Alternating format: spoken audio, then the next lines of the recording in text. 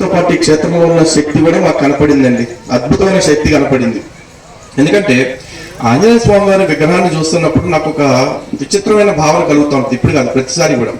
హిందూ ధర్మంలో మనకి ముక్కోటి దేవతలు అంటారు. ముక్కోటి అంటే 3 కోట్లు 33 కోట్లు 33 మంది పక్కన పెట్టేస్తే మనం ఎంతమందిని అయితే మొక్కుతామో, రాముడు, కృష్ణుడు, అమ్మవారు, ఎవరైనా కానివ్వండి, వీళ్ళందరూ కూడా భగవంతుడి అవతారాలు, సాక్షాత్తు భగవంతుడు. ఈ భగవంతులు అందరికీ కూడా భక్తులు ఉంటారు. కానీ గొప్ప విచిత్రం ఏంటంటే సాక్షాత్తు ఆంజనేయ స్వామి వారు శ్రీరాముడి యొక్క భక్తుడు. మరి ఆ భక్తుల్ని భగవంతుడిగా కొలిచే ఇంతమంది భక్తులు ఉన్నారు. ఒక భక్తుడి కంటే ఎంత గొప్పది మన సనాతన ధర్మం అని ఎప్పుడైనా ఆలోచించారా? నేను మామూలుగా ఇట్లా మాట్లాడటానికి అయితే యూట్యూబ్ లో కూర్చొని వీడియోలు చేసేసుకుంటే నేను, మా వినోద్ గారు, లేకపోతే కరుణాకర్ గారు, భార్గవి గారు, కంబల్ శ్రీనివాస్ గారు మేము వీడియోలు చేసి యూట్యూబ్ లో పెట్టేసుకుంటే సరిపోతుంది. ఇక్కడికి వచ్చింది ఏంటంటే మీతో మాట్లాడటానికి. మీతో మాట్లాడాలి అనుకున్నప్పుడు మిమ్మల్ని ఒక మాట అడిగితే దానికి సమాధానం ఎవరు చెప్పాలమ్మా? అక్కడ ఎవరన్నా గట్టు మీద కూలోళ్ళు చెప్తారా? మీరే చెప్పాలి. కాబట్టి ఏదైనా ప్రశ్న అడిగినప్పుడు దానికి సమాధానం చెప్పండి. ఆ సమాధానం మాకేం భరోసా ఇస్తుందంటే మేము చెప్పేది మీ చెవులకు కాదు, మీ మెదడులకు కూడా వెళ్తుంది అన్న విషయం మాకు అర్థమవుతుంది. అవునా? ఇలా భక్తుడు భగవంతుడికి చేరుకోవటానికి లేదా భక్తుడు భగవంతుడిగా మారటానికి అవకాశం ఉన్న మతం ప్రపంచంలో ఏదైనా ఉందా? సమాధానం చెప్పండి, గట్టిగా చెప్పండి. అందరూ చెప్తే కానీ మా మాట ముందుకు. అది అయితే ఇక్కడ ఆంజనేయ స్వామి విషయం ఒకసారి మనం మాట్లాడుకోవాలి. చాలా మంది ఏం మాట్లాడతారంటే ఆంజనేయ స్వామి టాపిక్ వచ్చేప్పటికి ఈ మధ్య కాలంలో చూస్తున్న కొత్త పరిచయం అనమాట. ప్రతి ఒక్కళ్ళు కూడా ఏమండి ఆంజనేయ స్వామి మహాశక్తివంతుడు కదా, ఆంజనేయ స్వామి గారికి ఆకు పూజ చేస్తే మాకు ఉద్యోగం వస్తుంది, అదే 108 ఆకులతో ఆకు పూజ చేస్తే మాకు ప్రమోషన్ వస్తుంది, 1008 ఆకులతో చేస్తే మా పిల్లాడికి కొడుకు పడతాడు, ఇట్లా పెట్టుకుని వస్తున్నారు. ఏమన్నా ఆంజనేయ స్వామి పర్వతాలనే అలా అలవోకగా లేపి తీసుకెళ్లిపోయారు. ఆయన మీ ఆకులకి లేకపోతే కాయలకి లొంగుతాడా? కాదు కదా. ఆయన చేసిన పనులు లేకపోతే ఆయన గురించి చెప్తున్న పూజలు ఏవైతే ఉన్నాయో వాటిల్లో ఉన్న తత్వాన్ని ఒక్కళ్ళని అర్థం చేసుకుంటారా? ఏ రోజన్నా దేవాలయానికి వెళ్ళి అర్చక స్వామి గారిని ఏమన్నా మాకు ఉద్యోగం కావాలి, వ్యాపారం పెరగాలి కాబట్టి ఏదో పూజ చెప్పండి అని అడగటమే కానీ ఈ పూజ వెనకాల ఉన్న పరమార్థం ఏంటి అని ఎప్పుడు ఎవరు అడగం. మనం ఆంజనేయ స్వామి గారు అంత గొప్పవాడు అయ్యాడు అంటే ఆంజనేయ స్వామి గారు తన గొప్పతనం షో చేసుకోవడం కోసం పబ్లిసిటీ చేసుకుంటే అవలా, ఫేస్బుక్ లో పోస్టులు, యూట్యూబ్ లో వీడియోలు పెడితే అవలా. ఆయన సిన్సియర్ గా ఆయన స్వామి కార్యం ఏదైతే ఉందో దాన్ని మాత్రమే చేస్తూ, స్వామి కార్యం ఆ రామకార్యం ఏదైతే ఉందో దాన్ని మాత్రమే త్రికరణ శుద్ధిగా అంటే మనస వాచ కర్మణ నమ్మి చేశారు. కాబట్టి ఈ రోజు స్వామిని మనం దేవుడు అనుకుంటున్నాం, ఇంతంత పెద్ద విగ్రహాలు పెట్టి పూజించుకుంటున్నాం. ఆ నిష్ఠ, ఆ భక్తి, ఆ విశ్వసనీయత అనేది మనం కూడా అలవాటు చేసుకోవాల్సిన గుణాలు అవి నేర్పుతుంది మనకి రామాయణంలో ఆంజనేయ స్వామి వారి పాత్ర. అవన్నీ మనం కూడా అలవాటు చేసుకోవాలి. ఈరోజు ఆంజనేయ స్వామి వారికి శనివారం ఆకుపూజ చేస్తాను, అభిషేకం చేస్తాను, మనకి శని దోషాలు అన్ని పోతాయంటారు. అసలు శని దోషాలు పోవటం అంటే శని అంటే ఏంటో తెలిసేస్తేగా మనకి. శని దోషాలు పోవటం పక్కన పెట్టేయండి, ముందు శని అంటే తెలుసుకోవాలి. ఆంజనేయ స్వామి వారి జీవితంలో మనకు తెలిసేది అదే, మనం శుభ్రంగా ఉండటం, శని లేకుండా ఉండటం, మనం సత్యం పలుకుతూ అబద్ధాల్లో బతకకుండా అబద్ధాలు చెప్పకుండా ఉండటం, శని లేకుండా ఉండటం, మనం పక్కవాడిని మోసం చేయకుండా బతకటం, శని లేకుండా ఉండటం, మనం మన నమ్మిన వాళ్ళ పట్ల విశ్వసనీయంగా ఉండటం ఏదైతే ఉందో అది శని లేకుండా ఉండటం, పక్కవాడికి సాయం చేయటం ఏదైతే ఉందో అది శని లేకుండా ఉండటం. మనం ఈ పనులు మాత్రం చెయ్యమన్నమాట. అవన్నీ చేయకుండా శని పట్టే పనులన్నీ మనం చేసి మా శని వదిలిచ్చు స్వామి అని చెప్పి స్వామి దగ్గరికి వెళ్తాం. ఆయన ఏం చేస్తారు, ఎంత చేస్తారు, ఎందుకు కాపాడతారు, ఎన్నిసార్లు కాపాడతారు? ఆకు పూజ విషయంలో చేస్తారు 108 ఆకులు. ఆకు పూజ కాదు, ఏ ప్రసాదం తీసుకున్నా కూడా మన వాళ్ళకి భక్తి కంటే కూడా మూఢత్వం అలవాటు అయిపోయింది. ఈరోజు దేవాలయం గురించి చెప్పమన్నారు కాబట్టి ఇక్కడ దేవాలయం టాపిక్ మాట్లాడుతున్నాం ఎక్కువగా. లేదు అనుకుంటే కనుక మేము కూడా మత మార్పిడి గురించి, లవ్ జిహాదుల గురించి ఊహరగొట్టాలి. ఆల్రెడీ మా సోదరుడు కరుణాకర్ గారు చెప్పారు కాబట్టి ఇంకా టాపిక్ జోలికి వెళ్ళకుండా మనం భక్తి గురించి మాట్లాడుకుందాం. ఈరోజు ఆకు పూజ చేయమనగానే 108 ఆకులు తీసుకుని వెళ్తాం. మళ్ళీ 108 ఆకుల్లో మనకి భయం, ఏమంటే ఆకు చిరిగిపోయింది, ఒకటి వచ్చింది, పర్వాలేదా, ఏం కాదా అని చెప్పేసి అంటారు. కర్మగాలు ఆకు చిరిగిపోతే దాన్ని పట్టుకుని మళ్ళీ పూజ చేయించుకునేదాకా ఇక జీవితం నరకం అనుభవిస్తూ ఉంటుంది. కానీ ఆ పూజలు చెప్పింది మన ఆకుల కోసమో లేకపోతే మనం ఇచ్చే కాయల కోసమో కాదమ్మా. ఆ పూజకి మీరు ఆకులు చేస్తున్నప్పుడు ఆ ఆకు యొక్క ప్రాశస్త్యం మీరు తెలుసుకుంటారు, దానిలో ఉన్న ఈ వైద్య గుణాలు ఏవైతే ఉంటాయో వాటి గురించి తెలుసుకుంటారని చెప్పేసి ఆకుని స్వీకరిస్తారు. ప్రసాదంగా చెప్తే ఖచ్చితంగా పడేయకుండా స్వీకరిస్తారని చెప్పారు.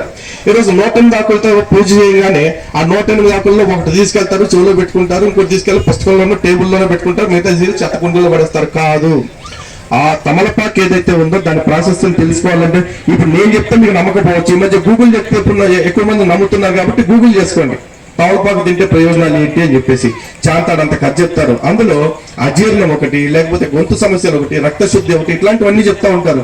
ఈ రోగాలన్నీ పోతే శుభ్రంగా తింటే మరి శక్తి రాకేమైంది? శక్తి వస్తే అన్ని పనులు మనమే చేసుకుంటాంగా. ఆంజనేయ స్వామి వారు అన్ని పనులు సాధించారు అంటే ఆ శక్తి ఉండబట్టే కదా. ఆయనలాగా కొండలు లేపే శక్తి లేకపోయినా మన గుండెని కొండగా మార్చుకునేంత శక్తి అయితే మనకు ఖచ్చితంగా వస్తుంది. ఆ శక్తి రావాలి కాబట్టి ఆ ఆకు తినమని చెప్పారు. మనం ఏం చేస్తాం? అయ్యి బాబాయ్ తాంబూలండి, మనం తినకూడదండి అని చెప్పేసి అంటాం. తినని కాడికి అంటే మనం తినని ఫుడ్ తీసుకెళ్లి స్వామికి పెడితే స్వామి ఇష్టంగా తింటాడా? ఏడన్నా రామాయణంలో కానీ ఏదన్నా పురాణంలో కానీ ఆంజనేయ స్వామి తమలపాకుల తోటలో కూర్చుని 108 ఆకులు 1008 ఆకులు 1,000 తమలపాకులు తిన్నట్టు అక్కడ కథ చదివారు ఎప్పుడైనా? మరి మనకెందుకు చెప్పారు? ఎందుకంటే అవి తిని మనం బలంగా ఉండాలి కాబట్టి. ఈరోజు మనకి ఏ దేవాలయం తీసుకున్న సనాతన ధర్మంలో అన్ని కూడా కేవలం దేవాలయాలు అంటే దేవుణ్ణి పూజ చేసుకునే కేంద్రాలే కాదమ్మా. ఒక ఆయుర్వేద వైద్యాలయం అదే, ఒక విద్యాలయం అదే, అక్కడ చదువులు అందేవి, ఒక ఎంటర్టైన్మెంట్ కేంద్రం అది. ఎంటర్టైన్మెంట్ కేంద్రం అంటే మరి ఇప్పుడు చూసినట్టు కాదు. అప్పట్లో హరికథలు, బుర్రకథలు, లేకపోతే సాంస్కృతిక ప్రదర్శనలు ఇట్లాంటివన్నీ కూడా ఉండేవన్నమాట. అలాంటి చోట వచ్చిన వాళ్ళకి ఏం చెప్పేవాళ్ళు అంటే పౌష్టిక ఆహారం. ఆ రోజుల్లో ఏదైతే పౌష్టికాహారం పట్ల అందరికీ అవగాహన లేదో అటువంటి పౌష్టికాహారాన్ని ఆలయానికి వచ్చిన వాళ్ళందరికీ అందించేవాళ్ళు. వచ్చిన వాళ్ళందరికీ ఫుడ్ లాగా పెడతామంటే మా కొంపలో లేదా మేము తినలేమో అంటారేమో అని చెప్పేసి దానికి దైవత్వాన్ని ఆపాదించి ప్రసాదం కింద మార్చి పెడతా ఉన్నారు. అప్పుడు దానికి ఒక తెలియని దివ్యత్వం వస్తా ఉంది. ఆ దివ్యత్వంతో వచ్చిన దాన్ని మనం స్వీకరించడం వల్ల మనకు పాజిటివ్ వైబ్స్ తో పాటు కావాల్సిన శక్తి కూడా అందుతుంది. అలాంటిది ఒకటి ఈ తమలపాకులు అందించడం. అలాగే కొబ్బరికాయ విషయం కూడా చూసుకుంటే కొబ్బరికాయ కూడా అంతే. గుళ్ళో కొబ్బరికాయ కొడితే పువ్వు వచ్చిందంటే పండుగ, కుళ్ళిపోయిందంటే ఏడుపు. కాయలు అన్నాక పువ్వు వస్తాయి, కాసేపు అయిన తర్వాత కుళ్ళిపోతాయి, అన్ని జరుగుతూ ఉంటాయి. కుళ్ళిపోయే ఆ కాయల్ని చూసేసి అసలు జీవితాంతం కుళ్ళిపోతా ఉంటారు వీళ్ళు. ఏమీ లేదమ్మా, కుళ్ళిపోతే తీసి పక్కన పడేసి ఇంకోటి తీసుకోండి.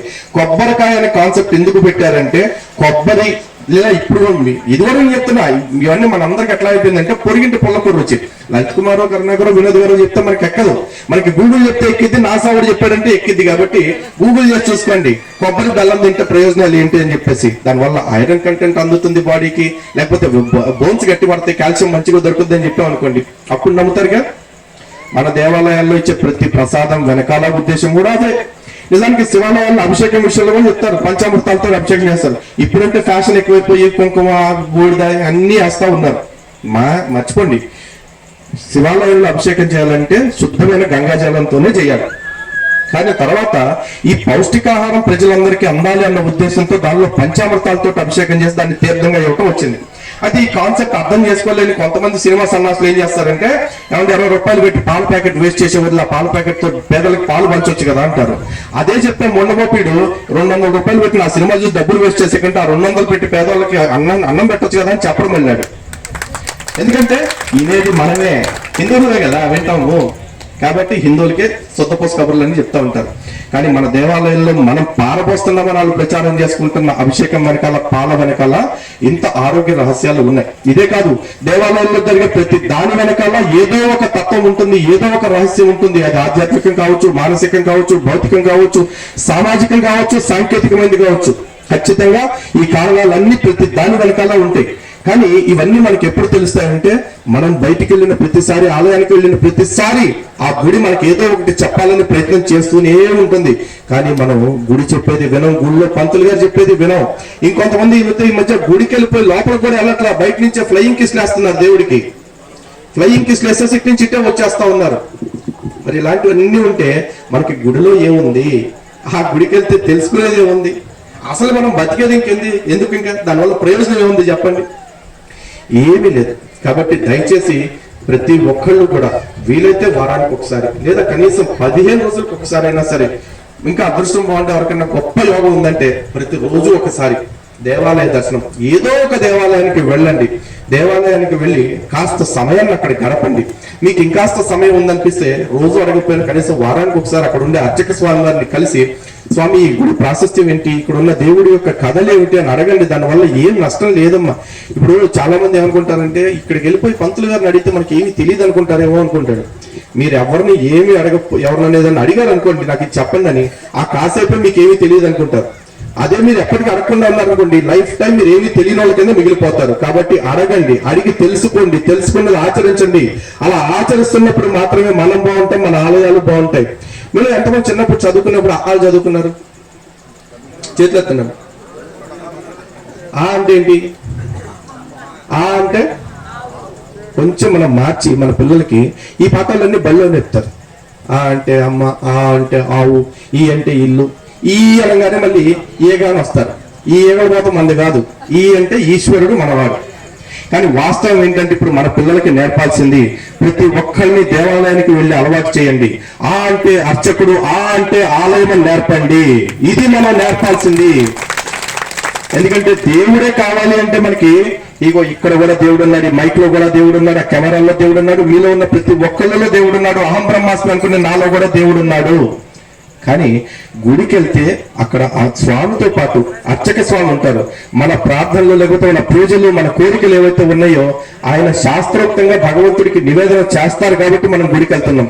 కాబట్టి గుడికి వెళ్ళినప్పుడు భగవంతుడిని ఎంత గౌరవిస్తారో భగవంతుడిని సేవించే అర్చక స్వామిని కూడా అంతే గౌరవించండి. ఈ గౌరవించే క్రమంలో అర్చక స్వాములకి ఆదాయాన్ని పెరిగేలాగా కూడా చూడండి. ఎందుకంటే చాలా మంది ఈ మధ్య చూస్తూ ఉన్నాము, ప్రభుత్వాలు మన దేవాలయాలన్నింటినీ కూడా కబ్జా చేసి పెట్టుకుని చాలా మంది ఏమంటారంటే దేవాదాయ శాఖ పెడుతూ వాళ్ళు అధీనంలో పెట్టుకున్నారంటారు. ఇది చాలా తప్పు మాట. అధీనంలో పెట్టుకోలేదు, మన ఆలయాల్ని కబ్జా చేశారు. వాళ్ళందరూ కూడా కబ్జా చేసి వాళ్ళు ఏం చేస్తారంటే మన దేవాలయాల్లో కుండీలు పెడతారు. కుండీలు పెట్టి దాని వెనకాల బోర్డు పెడతారు, మీ కానుకలన్నీ కూడా హుండీలోనే వెయ్యండి, ప్లేట్లో వేయొద్దని చెప్పేసి. మరి నా డబ్బులు, నేను ట్యాక్స్ కట్టుకున్న డబ్బులు నేను ప్లేట్లో వేసుకుంటే నీకు ఎందుకు, ఎట్లో వేసుకుంటే నీకు ఎందుకు, నా ఇష్టం వచ్చిన చోట వేసుకుంటాను. నా కోసం గొంతు చించుకుని కష్టపడి అష్టోత్తరాలు, శాస్త్రనామాలు చదివే అర్చక స్వాములకి మనస్ఫూర్తిగా నేను నా ట్యాక్స్ కట్టేసిన డబ్బుల నుంచి ఒక 100, 1000, 10,000 నేను ఇచ్చుకుంటే నీకేం నొప్పి మయానా? ఎందుకు ఇవ్వట్లా? అదే మరి చర్చ్ కాడికి వెళ్ళిపోయి పాస్టర్లకి ప్రభుత్వం ఆల్రెడీ 5,000 ఇస్తుంది కదా, ఆల్రెడీ మేము పాస్టర్కి 5,000 ఇస్తున్నాము, మీరు ఎవరు దశంభాగాలు ఈ కంట్రా బాబు ఏదైనా ఉంటే మాకు ఫోన్ పేలో, గూగుల్ పేలో చేయండి అని ఏ ప్రభుత్వం బోర్డు పెడతాం మీరు చూసారా? కొన్ని మసీద్ లో ఇమాంకి, మౌజాన్లకు కూడా ఒకళ్ళకి 10,000, ఒకళ్ళకి 5,000 ప్రభుత్వాలు ఇస్తున్నాయి. ఈ డబ్బులన్నీ ఎక్కడి నుంచి తీసిస్తున్నాయి అంటే ఈ దేశపు మెజారిటీలు కట్టే ట్యాక్సుల్లో నుంచి తీసి మాత్రమే ఇస్తున్నారమ్మా. అని మహిళలు చాలా మంది అంటారు, ఈ దేశంలో మైనార్టీ ట్యాక్సులు కట్టట్లేదా అని చెప్పేసి. మైనార్టీ ట్యాక్సులు కడుతున్నారా లేదా అనేది మాకు అనవసరం. మా మెజారిటీలు ఎక్కువగా ఉన్న ఈ దేశంలో మా డబ్బులు తీసుకెళ్లి మీరు ప్యాకెట్లు ఆడతా కూర్చుండి తాగి తనల వాడటానికి ఖర్చు పెట్టుకుంటా ఉంటే చూస్తా కూర్చోటానికి మేమెవరూ సిద్ధంగా లేము. అందుకే మన వాళ్ళందరూ కూడా దేవాదాయ శాఖ పరిధిలో ఉన్న ఆలయాలకు వెళ్ళినప్పుడు ఆ డబ్బులు హుండీల్లో కాకుండా అర్చక స్వాముల చేతుల్లోకో వాళ్ళ ప్లేట్లలోకో ఇవ్వండి. అలాగే ఏ దేవాలయానికి వెళ్ళినా కూడా అర్చకులు బాగుండాలి, గుర్తుపెట్టుకోండి. ఎందుకంటే ఇన్ని సంవత్సరాల తర్వాత ఈ రోజు అవసరం వచ్చింది కాబట్టి హిందూ జనశక్తి, శివశక్తి, స్ట్రింగ్ ఇట్లాంటి ఛానల్స్ అన్ని వచ్చాయి, పనిచేస్తా ఉన్నాయి. కానీ సనాతన ధర్మం ఈ రోజు ఇక్కడ దాకా వచ్చింది అంటే ఈ సంస్థలన్నీ ఉండబట్టి కాదు, ఇప్పటి నుంచి బతికించడానికి ఈ సంస్థలన్నీ పూనుకునే.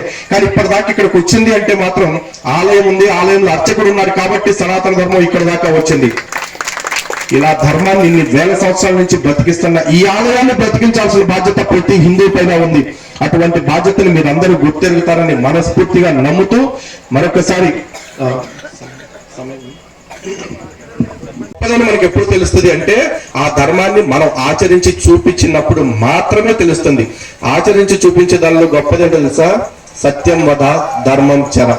అంటే సత్యాన్ని మాట్లాడండి, ధర్మంగా నడుచుకోండి. ఈ 2 విషయాలు మాత్రం హిందువులు ఎప్పుడు విడిచిపెట్టొద్దమ్మా. అబద్ధానికి దూరంగా ఉండండి, ధర్మాన్ని మాత్రం ఆచరిస్తూ ఉండండి. ఈ ధర్మం అంటే చెప్పే కదా, చేయాల్సిన పని చేయటం, చేయకూడని పని చేయకుండా ఉండటం.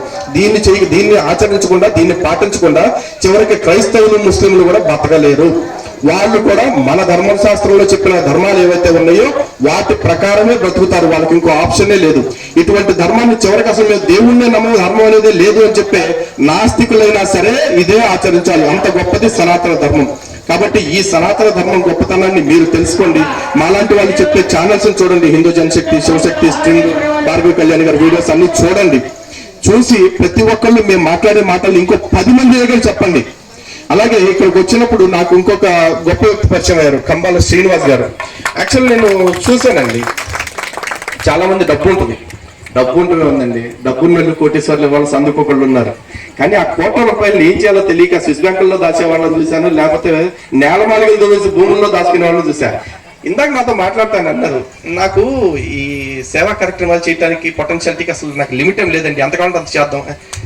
అరే డబ్బులు వాళ్ళు ఇట్లా కూడా మాట్లాడతారా? 100 కోట్లు ఉంటే దాన్ని 200 కోట్లు ఎట్లా చేయాలి, 1000 కోట్లు ఎట్లా చేయాలని చూస్తారు. ఈ 100 కోట్లు ఉన్నాయండి నా దగ్గర, ఇట్లా ఏం చేయాలి అర్థం కావట్లేదు, ఎవరికి పంచాలి అని చెప్పి మాట్లాడితే దానికి ఇంకేం చెప్తాం. దేవాలయాల గురించి చూసేందా ఒక న్యూస్ పేపర్లో చూశాను, వీడియోలో చూశాను, ఇప్పటికి 3 కోట్ల రూపాయలు విరాళాలు ఇచ్చారంట. 3 కోట్ల రూపాయలు, అంటే 300 లక్షల రూపాయలు. ఈ దేవాలయంలో కూడా వారి పాత్ర ఉంది. ఎందుకంటే అంటే ఏం చెప్తా ఇట్లాంటి వాళ్ళ గురించి, ఎందుకంటే ఇప్పుడు దాకా మేము చూసిన డబ్బున్న వాళ్ళు చాలా మంది ఎట్లా ఉన్నారంటే డబ్బుని డబుల్ చేసుకుందామని చూసేవాళ్ళు, డబ్బులు దాచుకుందామని చూసేవాళ్ళు ఎక్కువ మందిని చూసాం. కొద్దిమంది దాతలు ఉన్నారు ధర్మం కోసం చేసేవాళ్ళు. కాకపోతే ఇంత స్థాయిలో బయటకు వచ్చి కోట్ల రూపాయల విరాళాలు ఇస్తున్న వాళ్ళని చాలా అరుదుగా చూస్తాం. అటువంటి అరుదైన వ్యక్తుల్లో శ్రీ కంబా శ్రీనివాస్ గారు ఒకళ్ళు.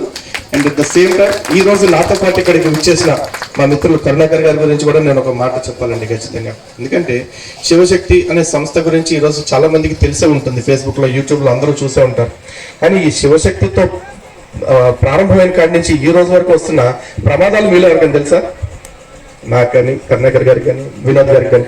వినోద్ గారు కూడా రీసెంట్గా ఒక పెద్ద ప్రమాదం ఎదుర్కొన్నారు. ఎందుకంటే ఆయన ఎంతో సమయాన్ని వెచ్చించి, ఎంతో తన జ్ఞానాన్ని వెచ్చించి, తన డబ్బుని లేకపోతే ప్రయాసాన్ని అన్నింటినీ వెచ్చించి ఒక ఛానల్ని డెవలప్ చేస్తే 12 లక్షల మంది సబ్స్క్రైబర్స్ అయిన తర్వాత ఆ సబ్జెక్టుని తట్టుకోలేక కొంతమంది రిపోర్ట్లు కొట్టి దాన్ని లేపేద్దామని ప్రయత్నం చేశారు, లేపేశారు సక్సెస్ఫుల్గా.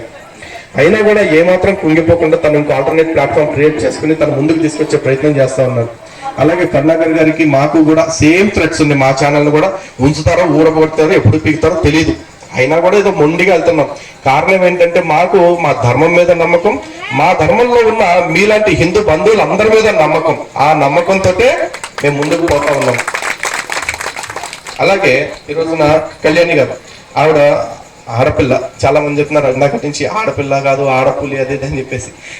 అవన్నీ పక్కన పెట్టండి. ఫస్ట్ ఆడపిల్లని ఇప్పుడు మనకు ప్రూవ్ అయింది, ఇప్పుడు ఆవిడకి సపోర్ట్ వచ్చింది. మరి ఏ సపోర్టు లేకముందు మొట్టమొదటి మాట్లాడేటప్పుడు ఆవిడ అంత ధైర్యంగా ఎందుకు మాట్లాడుంటారు? ఎందుకు మాట్లాడుంటారంటే మన ధర్మానికి మనం ఏదో చెయ్యాలనే తపన మాత్రమే.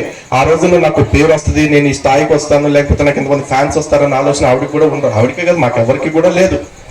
ఈ రోజు అనుకోకుండా ఈ పని చేసుకుంటూ వెళ్తున్న క్రమంలో ఈ పేరు, పలుకుబడి, పరిచయాలు ఇవన్నీ వస్తూ ఉంటాయి.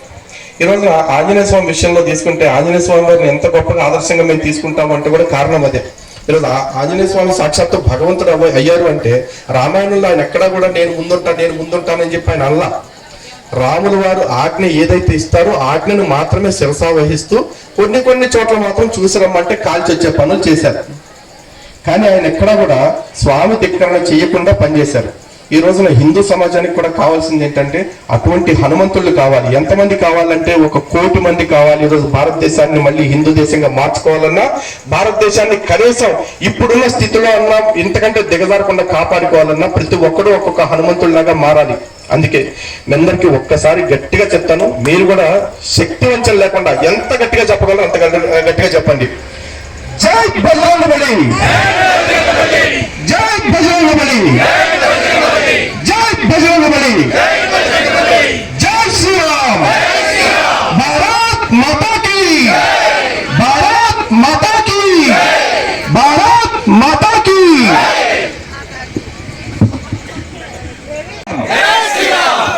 ఇంకా భోజనాలకు టైం ఉంది, పొద్దున్న అల్పాహారాలు చేశారనుకుంటున్నా గట్టిగా చెప్పండి. అక్కడ వాళ్ళు కూడా వినపడాలా, లేదా వాళ్ళు కూడా విని ఇక్కడికి రావాలా. జై శ్రీరామ్. సంతోషంగా చాలా మందికి అనిపించవచ్చు అదేంటంటే ఆంజనేయ స్వామి గుడి ఓపెనింగ్ వచ్చి జై శ్రీరామ్ అంటున్నారు అందరూ అని చెప్పేసి.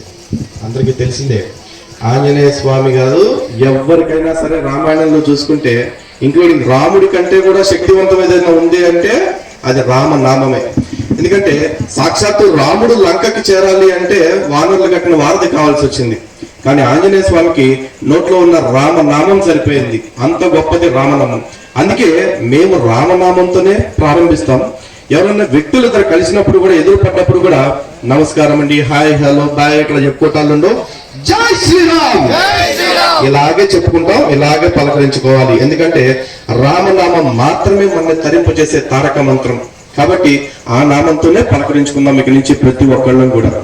కలడం కూడా మన అదృష్టం.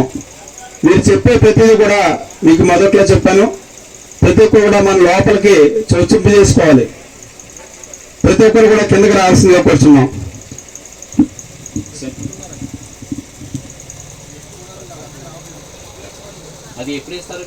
నిన్న మిత్రులు ఇక్కడ కలిసినప్పుడు మరీ చెప్పారు, దేవాలయం యొక్క విశిష్టత కొంచెం చెప్పండి అంటే, మనం దేవాలయం నిర్మాణం జరుగుతుంది కదా అని చెప్పారు.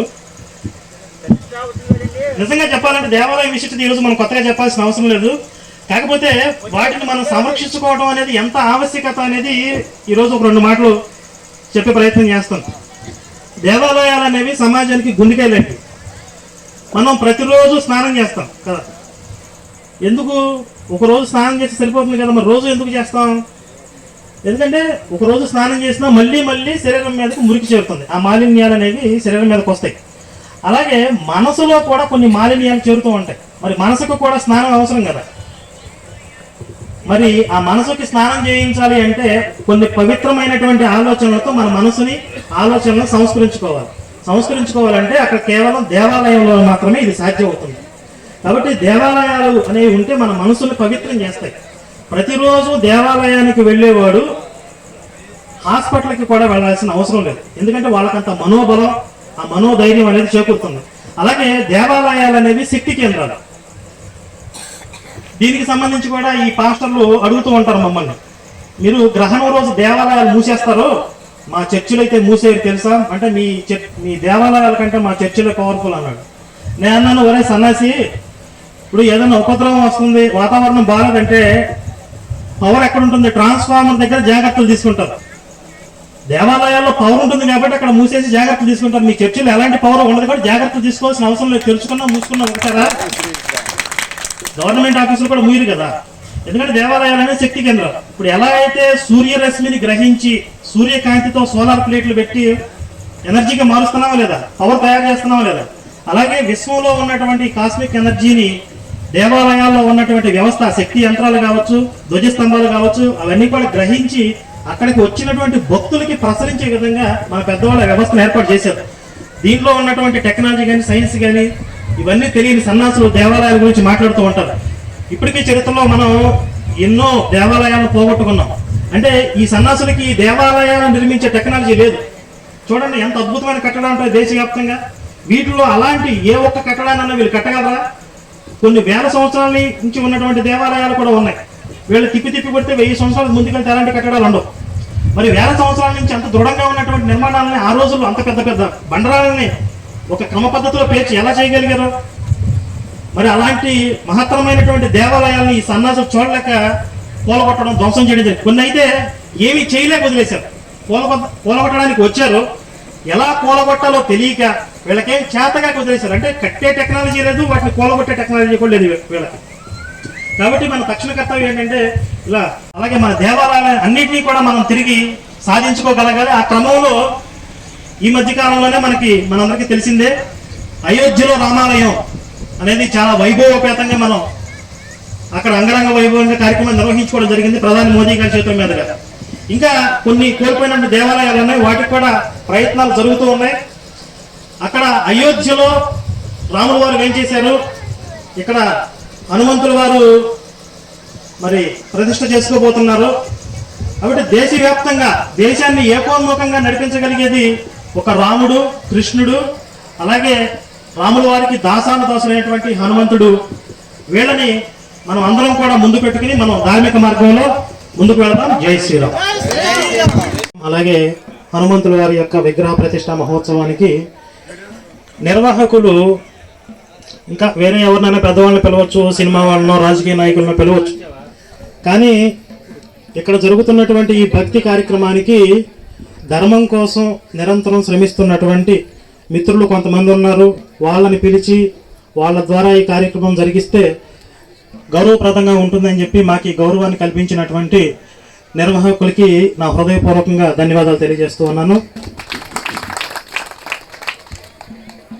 ఎత్ర ఎత్ర రఘునాథ కీర్తనం తత్ర తత్ర కృతమస్తకంజీలం.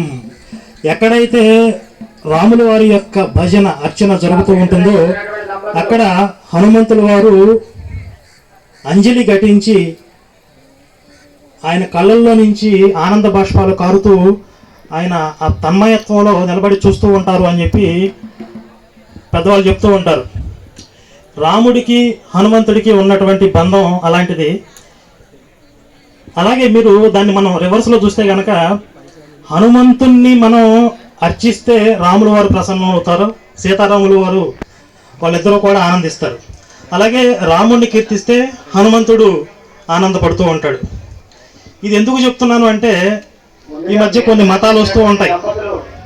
ఆ మతాల్లో ఉన్నటువంటి ఒక దేవుడు ఎలా ఉంటాడు అంటే, నన్ను కాకుండా వేరే దేవుళ్ళని ఎవరన్నా పూజిస్తే మిమ్మల్ని చంపుతా, నరుకుతా, మీ పిల్లల్ని బండకేసి కొడతా అని చెప్పి మాట్లాడుతూ ఉంటాడు.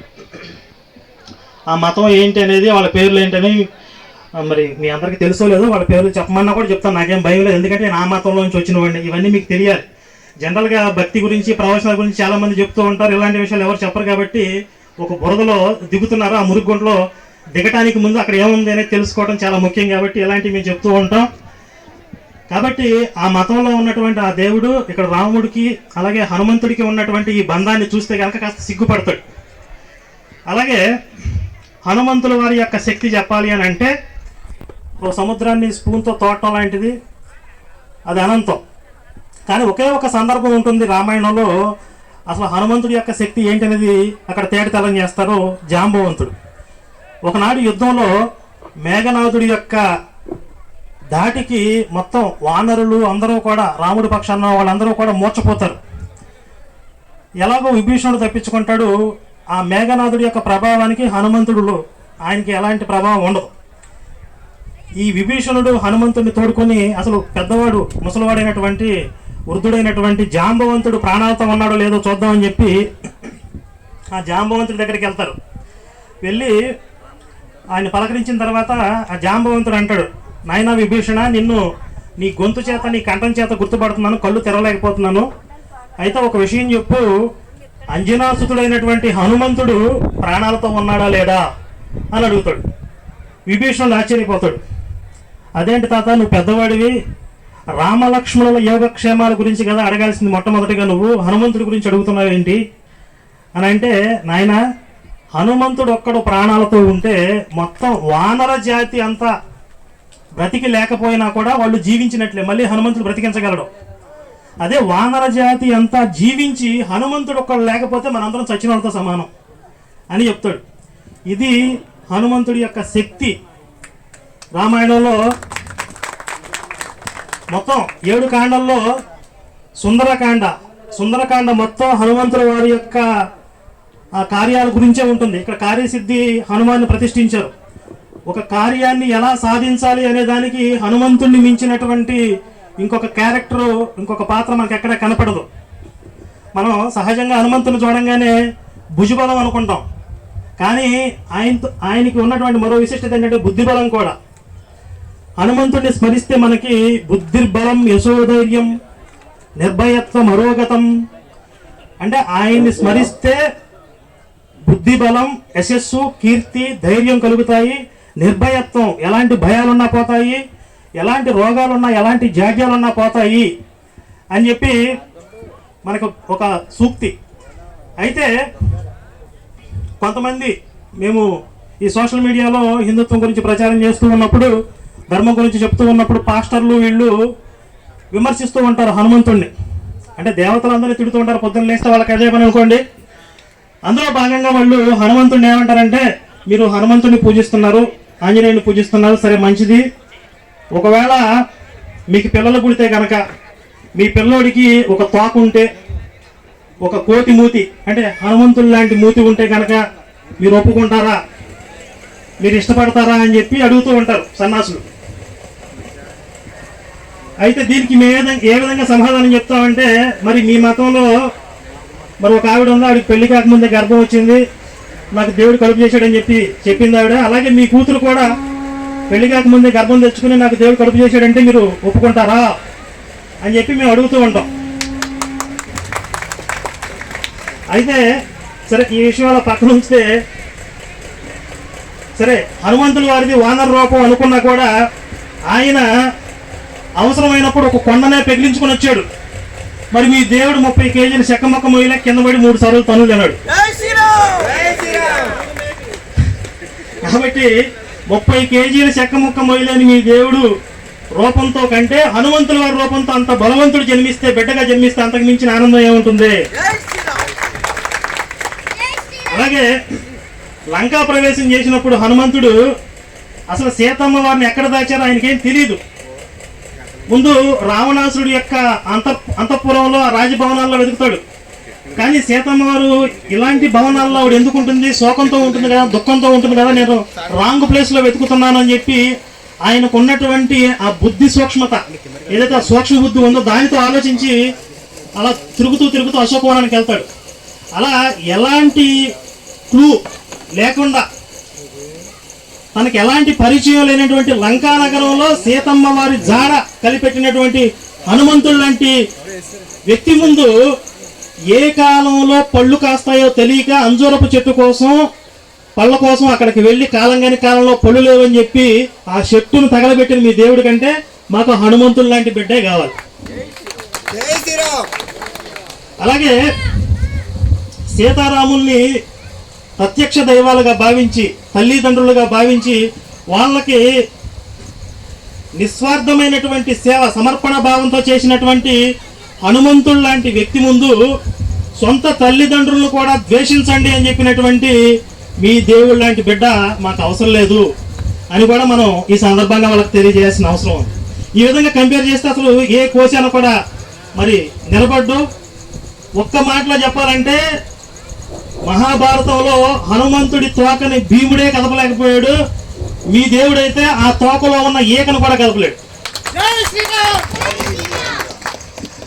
అయితే ఈరోజు ధర్మం కోసం చాలా మంది పనిచేస్తూ ఉన్నారు.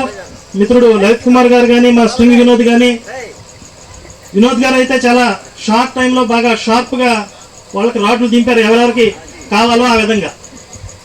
మొత్తం దేశవ్యాప్తంగా ఆయన వీడియోలు హల్చల్ చేశాయి. అయితే ఆయన మీద కుట్ర జరిగే యూట్యూబ్ ఛానల్ని చేశారు, మళ్ళీ ఆయన రికవరీ కోసం ప్రయత్నాలు చేస్తూ ఉన్నారు. అలాగే పెద్దలు కంబాల శ్రీనివాసరావు గారు ఇక్కడ కొన్ని ధార్మిక కార్యక్రమాలు ఆయన చేతుల మీద నిర్వహిస్తూ ఉన్నారని చెప్పి చాలా సంతోషం వేసింది. మొదటిసారి ఆ కళ్యాణి భార్గవి గారిని కూడా ఈరోజు కలుసుకోవడం చాలా సంతోషం.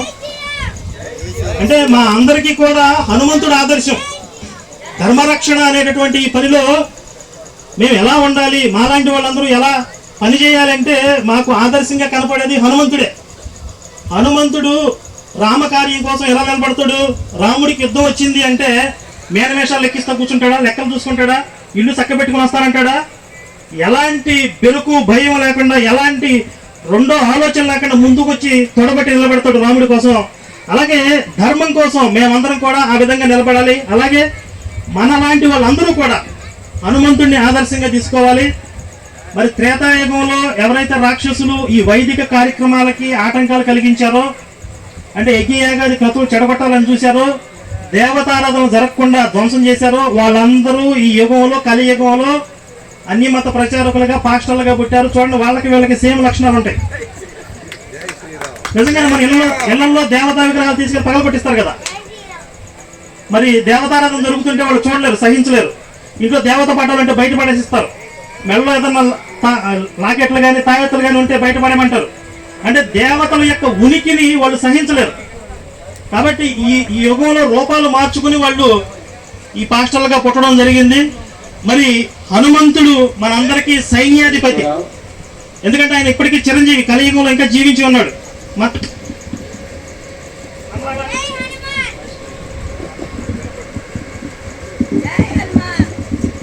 మరి త్రేతాయుగంలో రాముడి పక్షాన నిలబడి ముందుండి యుద్ధాన్ని నడిపించినటువంటి ఆ హనుమంతుడు ఈ కలియుగంలో కూడా మనందరికీ సైన్యాధిపత్యం వహించి ఆయన సారథ్యంలో ఈ దుష్ట శక్తుల మీద విరుచుకుపడటానికి మేము ఎల్లప్పుడూ సదా సిద్ధంగా ఉంటామని మీ అందరి సమక్షంలో తెలియజేస్తూ జై శ్రీరామ్, జై బజరంగబలి. నా పిల్లలతో అమెరికాలో ఉన్నారు. ఒక 6 నెలలు ఇండియాలో ఉండేవాడిని, 6 నెలలు అమెరికాలోనే ఎంజాయ్ చేస్తుండేవాడు. ఎప్పుడో ఒక రోజు యాక్సిడెంట్ గా స్ట్రింగ్ వినోద్ అన్నాడుగా ఈయన వీడియో చూశారు. ఈయన ఇందాక కూడా సౌమ్యంగా మాట్లాడుతున్నాడు. అలా సౌమ్యంగా మాట్లాడేది ఒక ఆటం బాంబ్, అది అంత భయంకరంగా ఉంటాడు ఆయన.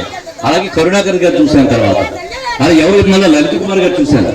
వీళ్ళు ఎలా ఉన్నారంటే ఈ రోజున మనం సంతోషంగా మేము హిందువులని చెప్పుకోవడానికి ఇలా నిలబడి ఉన్నామంటే కేవలం కారణం ఇలాంటి మహానుభావులు ప్రాణాలకు తెగించి వీడియోలో బెదిరింపు. ఈవెన్ నాకు కూడా, నేను 6 నెలల నుంచే దీంట్లో ఉన్నాను, నాకు కూడా కంబాల శ్రీనివాసరావు చాలా ఎక్స్ట్రాల్ చేస్తున్నాడు.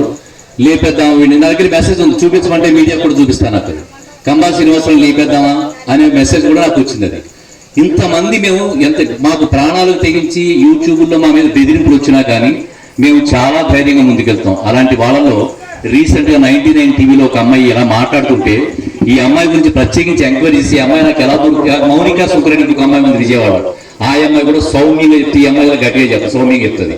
అప్పుడు శ్రీంగ్ వినోద్ గారికి నాకు కవి గారు మీ ఊరు కవి గారు నాకు శ్రీంగ్ వినోద్ గారి నెంబర్ ఇస్తే ఆయనకి ఫోన్ చేసి నాకు భార్గవి కళ్యాణ్ నెంబర్, మిగతా వాళ్ళు ఇద్దరు నెంబర్ సులువుగా దొరికేసి నాకు మీడియాలో భార్గవి కళ్యాణ్ నెంబర్ కావాలంటే అక్క నెంబర్ నాకు ఇస్తాను అని చెప్పి నాకు నెంబర్ ఇచ్చాను. ఆ అమ్మాయి మాట్లాడుతుంది వినండి. ఇలాంటి అమ్మాయిలు ఉంటే నార్త్ ఇండియాలో ఉంటాయి ఇలాంటి అమ్మాయిలు. మన దేశంలో ఇప్పుడు ఆంధ్ర రాష్ట్రంలో తెలంగాణలో కూడా ఇలా మాట్లాడేవాడు గట్టిగా మాట్లాడు. మళ్ళీ ఒకసారి లాస్ట్ ఒకసారి విందాం ఈ అమ్మాయి వయసు. కొడుకులారా తొడకలు తీస్తాను జాగ్రత్త అని చెప్పి వార్నింగ్ ఇచ్చిన ఒక అమ్మాయి ఈ రోజు మీ ముందు నిలబెట్టాను, కావాలని తీసుకొచ్చాను మీ ఊరికి. ఈ అమ్మాయి మాట్లాడాలి. భారత్ మాతా కీ చేతులు లేవు మనవి, చేతులు వేస్తే కదా గట్టిగా. భారత్ మాతా కీ జై శ్రీరామ్, రామ లక్ష్మణ జానకి, రామ లక్ష్మణ జానకి. దుర్గాడ గ్రామ ప్రజలకి అందరికీ నమస్కారం. ఇక్కడికి ఆహ్వానించినందుకు ప్రత్యేకంగా మమ్మల్ని ఇక్కడ కూర్చోబెట్టి పైన కూర్చోబెట్టి మీరు కింద కూర్చున్నందుకు మీ అందరికీ కూడా పాదాభివందనాలు. పైన కూర్చున్న వాళ్ళు గొప్పవాళ్ళు కాదు, కింద కూర్చొని వినగలిగే యొక్క మనోధైర్యం ఉంది చూడండి, మీది గొప్పతనం. వాడిని నేను పైన కూర్చోబెట్టి నేను కింద కూర్చొని వాడేంటి నాకు చెప్పేది నాకు తెలీదా అనే అహంభావం లేకుండా వీళ్ళు ఏదో ధర్మరక్షణ చేస్తున్నారు. రేపు మనం చేయలేకపోతున్నాం, మన కుటుంబం, మన భార్య, మన పిల్లల్ని చూసుకోవడానికే మనకి సమయం సరిపోవట్లేదు. ఈ సంసారంలో పడి ధర్మరక్షణ కూడా మన బాధ్యత.